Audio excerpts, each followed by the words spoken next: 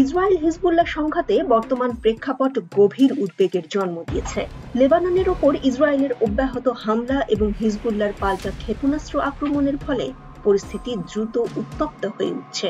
ইসরায়েলের সাম্প্রতিক বিমান হামলায় বহু মানুষের প্রাণহানি হয়েছে, ফলে ওই অঞ্চলে এক ভয়াবহ মানবিক সংকট সৃষ্টি করেছে। ইসরায়েলি সামরিক বাহিনী এখন লেবাননে সম্ভাব্য স্থল অভিযানের প্রস্তুতি নিচ্ছে। আইডিএফ এর শীর্ষ জেনারেল হার্জি হালেভি বলেন, আমরা হিজবুল্লাহকে ধ্বংস করতে এবং আমাদের নিরাপত্তা নিশ্চিত করতে কঠোর পদক্ষেপ নিচ্ছি।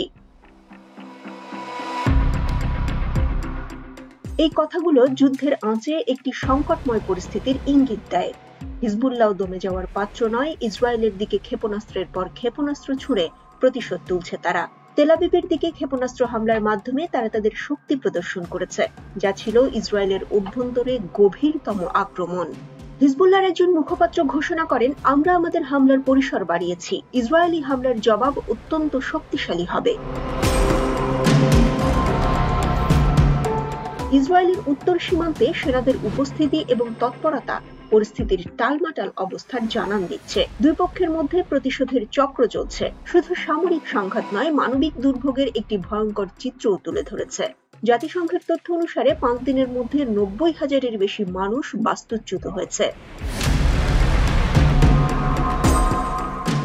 লেবাননের স্বাস্থ্যমন্ত্রী জানিয়েছেন, বুধবারের হামলায় 50 জনের বেশি মানুষের প্রাণহানি ঘটেছে।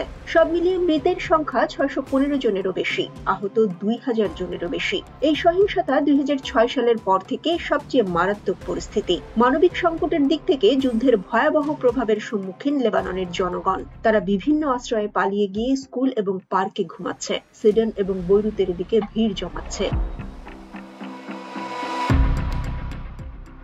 অন্যদিকে ইসরায়েলি সেনাবাহিনী উত্তর সীমান্তে তাদের সেনাদের সক্রিয় করছে, নিরাপত্তার জন্য কার্যকরী পদক্ষেপ গ্রহণ করছে। তারা জানিয়েছে, আমরা আমাদের নাগরিকদের নিরাপত্তা নিশ্চিত করতে যা কিছু দরকার তার সবকিছুই করব।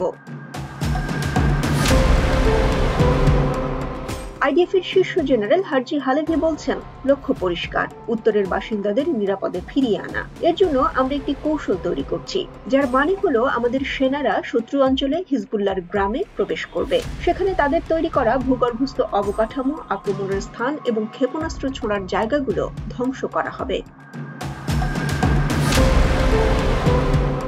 এর আগে পেন্টাগনের প্রেস সেক্রেটারি মেজর জেনারেল প্যাট রাইডার জানিয়েছেন, লেবাননে ইসরায়েল এবং হিজবুল্লাহর মধ্যে সহিংসতা ব্যাপকভাবে বৃদ্ধি পাওয়ায় যুক্তরাষ্ট্র মধ্যপ্রাচ্যে কিছু অতিরিক্ত সেনা পাঠাচ্ছে। কত সংখ্যক সেনা পাঠানো হচ্ছে বা তাদের কাজ কি হবে সে সম্পর্কে রাইডার বিস্তারিত কিছু জানাননি। তবে যুক্তরাষ্ট্রের একজন ঊর্ধ্বতন কর্মকর্তা বলেছেন, সেনার সংখ্যা কয়েক ডজন হবে এবং তাদের মূল কাজ হবে বৃহত্তর আঞ্চলিক যুদ্ধ শুরু হলে যুক্তরাষ্ট্রের নাগরিকদের নিরাপত্তা নিশ্চিত করা এবং প্রস্থানে সহায়তা করা।